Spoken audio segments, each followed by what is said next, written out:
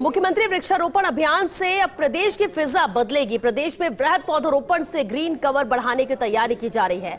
One भूमि पर 80,000 hectare क्षेत्र पौधरोपण होगा। कैंपा राज्य योजना और एएफडी द्वारा वित्त पोषित प्रोजेक्ट के तहत ये पौधरोपण किए जाएंगे। प्रदेश भर में 70,000 हेक्टेयर क्षेत्र में पौधरोपण होगा। 10,000 हेक्टेयर क्षेत्र में ग्रासलैंड विकास के लिए लगाए जाएंगे 2.5 करोड़ पौधे। एफआईआर के तहत नगरीय व ग्रामीण क्षेत्रों में पौध वितरण होगा और 2 करोड़ पौधे वितरित भी किए जाएंगे। पंचायत राज के माध्यम से 1 करोड़ पौधे, विभाग की 544 पौधशालाओं से आमजन को 2 करोड़ पौधों का भी विक्रय किया जाएगा। और चलिए, एसोसिएट एडिटर निर्मल तिवारी इस वक्त हमारे साथ जुड़ चुके हैं। निर्मल, बेहद अहम है, जहां प्रदेश के मुखिया का लक्ष्य यही है कि वृहद स्तर पर पौधरोपण किया जाए ताकि राजस्थान के ग्रीन कवर को बढ़ाया जाए। इस अभियान को किस तरह से शुरू किया जा रहा है और क्या इसके तहत किया जाएगा?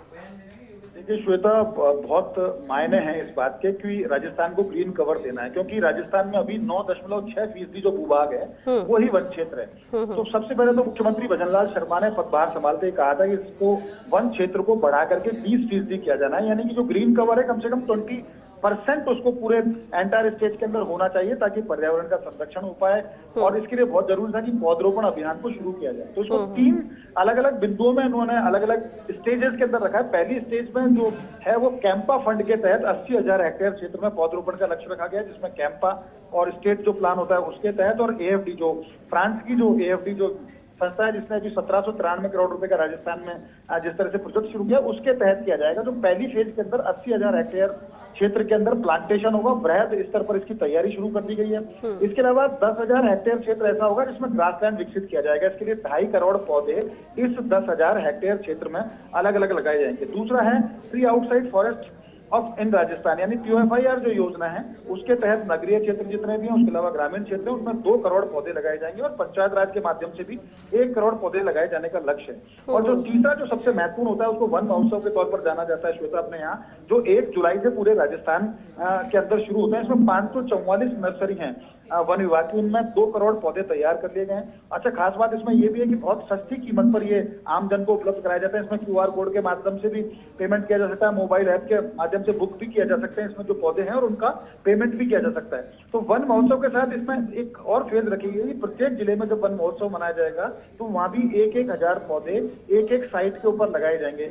कुल मिलाकर कहा जा सकता है कि आने वाला जो समय है जो 1 जुलाई से शुरू होगा और पूरा जो वित्त वर्ष तक की हम बात करते हैं, अगर 31 मार्च 2025 तक की हम बात करते हैं तो श्वेता इस अवधि के अंदर करीब 9 महीने के अंदर प्रदेश के अंदर माना यह जा रहा है कि 80,000 हेक्टेयर क्षेत्र के अलावा करीब 7 करोड़ जो पौधे हैं उनका रोपण किया जाएगा। और अगर 7 करोड़ पौधों का रोपण का मतलब यह है कि ग्रीन कवर को बढ़ाने के लिए राज्य सरकार पूरी तरह से फोकस्ड है, पूरी तरह से संवेदनशील भी। और जिस तरह से मुख्यमंत्री ने निर्देश दिए थे तमाम वन अधिकारियों को, तो उसके बाद से ही पीसीसीएफ ऑफ अरिजीत बनर्जी के नेतृत्व में तमाम जो महकमा इस दिशा में काम कर रहा है, सभी डीएफओज को, सभी सीसीएफ को कह दिया गया है, सभी रेंजर्स को कहा गया है कि अपनी अपनी जो उनके क्षेत्र में जो पौधशाला है उसमें पौधों का तैयारी किस स्तर की उसको लेकर भी समीक्षा की जा चुकी है। तैयार पौधे लगभग पूरी तरह से तैयार है। अब तो बहुत कम वक्त बचा है क्योंकि आज 24 जून तो होगा, 6 दिन का वक्त और बचा है। 6 दिन बाद वन महोत्सव शुरू होंगे और 1 जुलाई से आम जन के लिए भी पौध वितरण का जो प्रक्रिया है वो शुरू हो जाएगी। तो कहा जा सकता है कि आने वाले जो समय के अंदर ग्रीन कवर बढ़ाने की जिस तरह से मुख्यमंत्री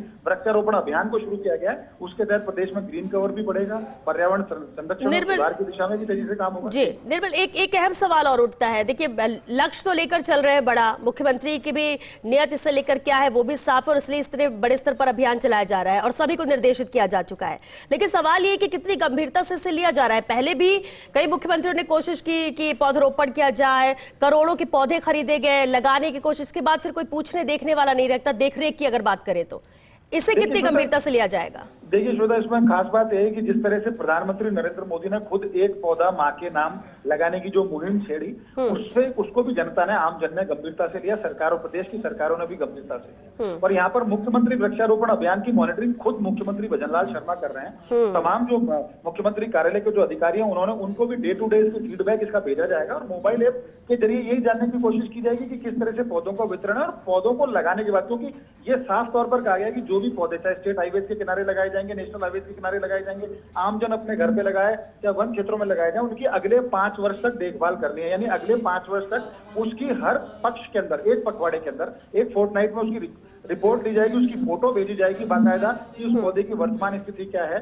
उसको सींचने के लिए पानी की उपलब्धता है या नहीं है, और उसका वो पौधा जीवित है या नहीं है। तो 5 वर्ष तक अगर किसी पौधे की देखभाल की जाती है तो निश्चित तौर पर वो वृक्ष का आकार ले लेगा, और जब पौधा एक बार वृक्ष बन जाता है तो फिर उसको बहुत ज्यादा खतरा होता नहीं है। तो कहा जा सकता है कि इस बार पूरी संजीदगी से काम किया जा रहा है और पूरी संजीदगी से मॉनिटरिंग की व्यवस्था की जा रही है। उसका फल ये निकलेगा कि अभी तक जो भी पौधरोपण अभियान होता था उसमें 10 से 20% ही पौधे की जो सर्वाइवल रेट थी 10 से 20% होती थी, लेकिन जिस तरह से मोबाइल ऐप तैयार किया गया और जो फीडबैक मांगा गया तो माना जा रहा है 50 से 60% अगर सर्वाइवल रेट इस बार रहने की उम्मीद है, और 50% अगर सर्वाइवल रेट रहती है तो ये मान लीजिए 7 करोड़ पौधे लगा रहे हैं तो कम से कम 3.5 से 4 करोड़ पौधे जिंदा रहेंगे। तो निश्चित तौर पर पर्यावरण सुधार की दिशा में एक मील का पत्थर साबित होगा। चलिए, बहुत शुक्रिया निर्मल जी आपका इस पूरी बातचीत के लिए।